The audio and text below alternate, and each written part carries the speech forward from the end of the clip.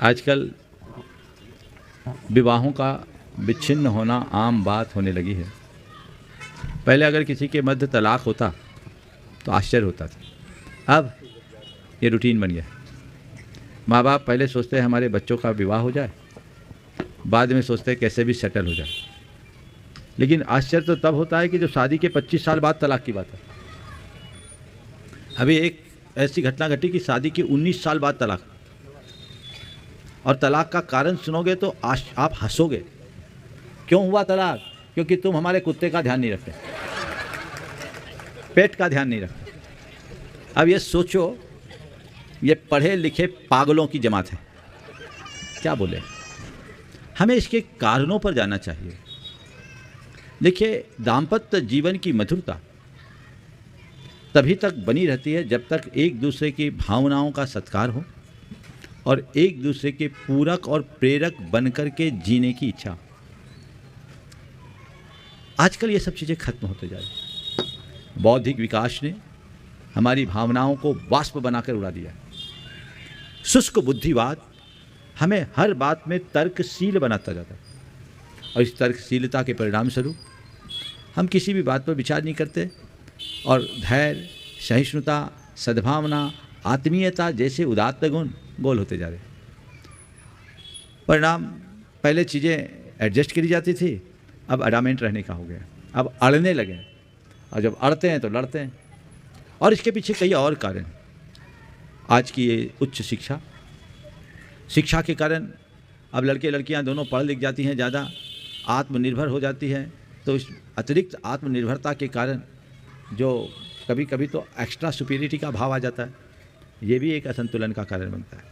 दूसरा, संयुक्त परिवार का अभाव। अब माता पिता है नहीं, लड़का लड़की दो ही हैं, आपस में खींचातानी। पहले माँ बाप के साथ बच्चे रहते तो बच्चे रहते आपस में कुछ खींचातानी हो तो कहते धीरे बोलो, बाजू में सब सुन रहे हैं, तो आवाज़ थोड़ी कम होती। कदाचित बात बढ़ जाए तो अपने घर के माँ बाप या परिवार के लोग समझा बुझा के मामला को सेटल करते। अब तो दोनों के बीच में जब तनातनी होती है तो दोनों एक दूसरे से मुंह फेरते हैं और एक दूसरे के दोस्तों को मैसेज करना शुरू करते हैं। और इन दोनों के बीच में जो तीसरा आता है वो सुलझाता कम सुलगाता ज़्यादा है, उल्टी हवा देना शुरू कर देता है। और वह ऐसा फूंक मारता है, ऐसी फूंक मारता है कि वो आग ज्वाला बन जाती है, मामला गड़बड़ हो जाता है। तो दो मिलकर एक होने की जगह दोनों अलग अलग हो जाते हैं। एक कारण ये भी है। सोशल मीडिया में बहुत ज़्यादा इन्वॉल्वमेंट भी इसका एक कारण है। एक तलाक इसलिए हुआ कि मेरा पति मुझे समय नहीं देता।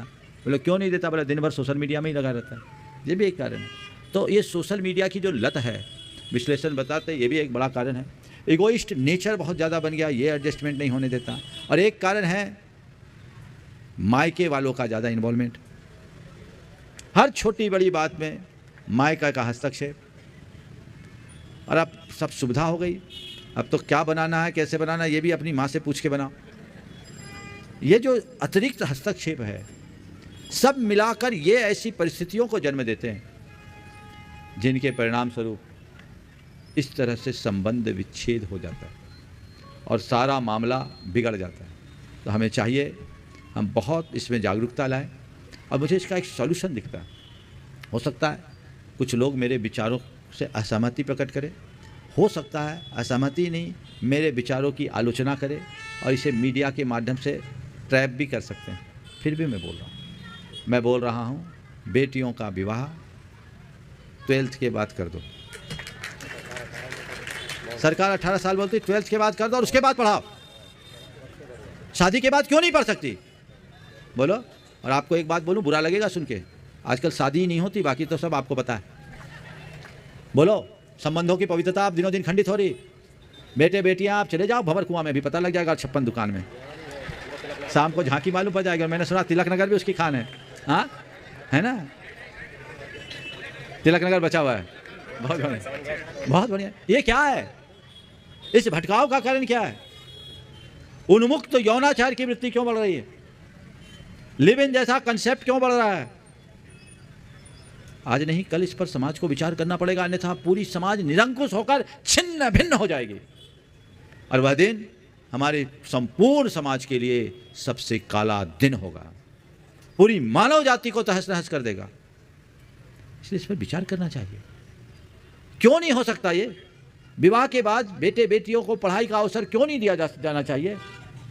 वयस्क हो गए, अपने जीवन के बारे में निर्णय लेने में सक्षम हो गए, तो उनको विवाह करने में कोई संकोच नहीं करना चाहिए और तय करके करना चाहिए। बाकी पढ़ाई विवाह के बाद हो। लड़का भी पढ़े, लड़की भी पढ़े, कोई दिक्कत नहीं। एक साथ जाके एक ही कॉलेज में एक बेंच में पढ़े ना, क्या दिक्कत है? बोलो, हाँ, कोई असुविधा है? हंसने की क्या बात है? बोलो। अरे महिलाओं, तुम लोग तो हमारी बात का सम्मान करो। अरे एक बात बोलूं, थोड़ा बुरा लगेगा पर बोल रहा हूं, इसमें सबसे बड़ी गड़बड़ी तुम लोगों की है। बेटियों को बिगाड़ने में सबसे बड़ी भूमिका उनकी माताओं की है। बोलो, सही बोल रहा हूं कि नहीं? अब तुम ही लोग बजाओ जोर से। देखो, एक घटना बोल रहा हूं, अब प्रसंग दूसरों का नंबर आया ना आया पर यह संदेश जाना चाहिए। एक व्यक्ति ने अपनी बेटी जो पढ़ने में एवरेज थी, 12th के बाद उसे बाहर पढ़ने भेजा। जहाँ पर थे, गांव ठाव का नाम नहीं बता रहा हूँ क्योंकि मुझे बहुत सारी बातें सेंसर करनी पड़ती है। जहाँ वो रहते थे वहाँ अच्छी गुणवत्ता युक्त शिक्षा थी, उसमें कोई कमी नहीं थी, लेकिन फिर भी उसे बाहर भेजा गया। मैंने पूछा क्यों भेजा? बोले क्या करें महाराज, घर में महाभारत हो गया। महाभारत से बचने के लिए और कोई उपाय नहीं। बोले क्या हुआ? बोले लड़की की माँ 2 दिन खाना नहीं खाई कि जब हमारे जेठ की बेटी बाहर पढ़ सकती है तो मेरी बेटी भी बाहर पढ़ेगी। ठीक है, भेज तो दिया, पर लड़की में समझदारी का भी अभाव था और प्रतिभा की भी कमी। संपन्नता अपार थी, बेटी बाहर भेज तो गई लेकिन ऐसी कुसंगति में फंसी कि उसे ड्रग एडिक्शन हो गया, पूरा जीवन बर्बाद करके घर लौटा। अब वो माथा ठोकते हैं। माँ कहती है कि काश मैंने ऐसा नहीं किया होता तो कम से कम आज मेरी बेटी सलामत तो होती, लेकिन अब क्या करें, अकल तो बाद में आती। क्यों? चीज़ों को अगर व्यापक तरीके से समझ कर करा जाए तो सब परिणाम अच्छे आएंगे। इसलिए इनके कारणों का निवारण किए बिना आप सही अर्थों में इस समस्या का निदान नहीं कर सकते। और निदान के लिए तो यही मैं कह रहा हूँ, अब आप 28 साल 30 साल में विवाह करोगे तो टिकेंगे काम, खींचेंगे ज़्यादा। कन्या से विवाह करना चाहिए, वो 20-22 साल तक ही कन्या रहती, बाद में तो परिपक्व युवती हो जाती है। कन्या ढलती है, युवती नहीं, उसमें ठनती है। इसलिए इस बात को सभी को व्यापक तौर पर सोचना चाहिए और गंभीरता से विचार कर निष्कर्ष निकालना चाहिए। और युवतियों को भी, युवकों को भी, अगर किसी से कह दिया 24 साल बच्चे, अभी तो छोटे हैं, अरे छोटे, परिपूर्ण यौवन को प्राप्त कर लिया 8 साल में तो दीक्षा की बात हो गई। और कानून 21 साल और 18 साल की सम्मति देता है, तो छोटे कहाँ। समझदारी से काम लेना शुरू करे तो बहुत अच्छा निर्वाह होगा। मैं तो सबसे कहता हूँ, आप चाहते हैं आपके बेटे और बेटियों का भविष्य शुरू अच्छा हो, 18 साल 19 साल 20 साल 21 साल तक निपटा दो। और लेट मैरिज का एक दूसरा कारण भी है, इससे इशू नहीं होते, संतान नहीं होते, डॉक्टरों के आगे लाइन लगाना पड़ता। अंतर्राष्ट्रीय स्तर पर यह बहस का मुद्दा बना हुआ है। इन्हें तथ्यात्मक तरीके से समझे। पहले पुराने लोगों में ज़्यादा खींचातानी तो मियाँ बीबी में होता ही, लेकिन इसके बाद भी विसंगति में संगति ही भारतीय दाम्पत्य की सबसे बड़ी उपलब्धि है। खींचातानी के बाद भी तालमेल बना करके चलते। मैं जयपुर में था, वहाँ 9 दंपतियों के लिए एक हमने वर्कशॉप किया। अब उसमें एक लगभग 70 साल के दंपति आके बैठ गए, सबसे आगे बैठते थे, बड़े हंसोर और मजाकिया थे।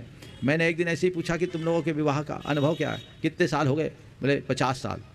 विवाह के कितने साल हो गए? बोले 50 साल। बोले अब तक का अनुभव क्या? बोले आज तक एक दिन में नहीं फटी। विवाह के कितने साल हुए? बोले 50 साल। मैंने कहा अनुभव क्या? बोले आज तक एक दिन भी नहीं पटी। मैंने पूछा उपलब्धि क्या? बोले तलाक नहीं हुआ। न पटने के बाद तलाक न होना ही उपलब्धि है, इसी का नाम विसंगति में संगति। ये बनाकर चलिएगा, जीवन बेहतर होगा।